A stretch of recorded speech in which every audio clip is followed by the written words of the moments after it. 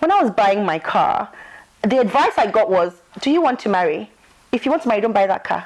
I was like, why? Because if a guy sees you in that car, there's no way he's going to approach you. The funniest part is my friend wanted to hook me up with a guy. He liked me from seeing me. He took my number. We got down to the car park, and he said to my friend, her husband, said, I'm throwing her number away. I will not call her. And he was like, why? I was like, see the car she drives. And I was like, are you joking? Based on a car, if that is your limitation, you're not the guy for me. Because you know what? Anyone can lease a car. I'm sorry, you don't even know if I bought it. You don't even know. You can buy a car because the man isn't going to approach you, or you can't buy an expensive car because he won't be able to cope. I think any man who wants to marry you should be okay to, you know, cope with whatever it is that you have. And I think if anything, he should be happy that he's getting a woman who's already successful, who's not going to be a liability. But no, boo, buy the car you want, be in the house you want. If he's, you know, I think at the end of the day, we all have destiny, right?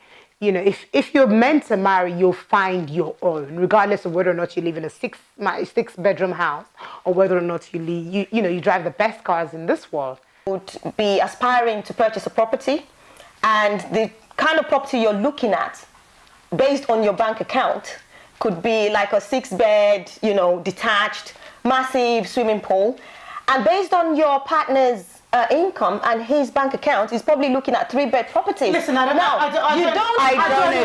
Let me tell you why I haven't finished.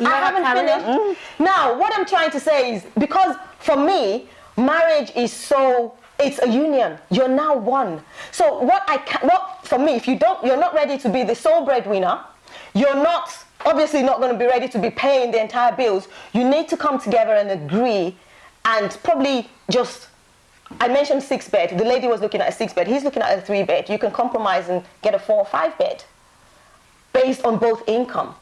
You're not downplaying your success, but you have to reach some compromises until the man rises and what if he to your standard. What if he I think if anything, I think my recommendation should be that if you have other half who's doing so well, if anything, I think you should just try to find a way to kind of catch up. And it's not a competition, but that should motivate you to want to be where you're supposed to be. Because I think it's just like having friends. You have a friend, and the friend is doing well. Rather than wasting your energy and your time hating this other friend, why don't you spend that time to build up on yourself?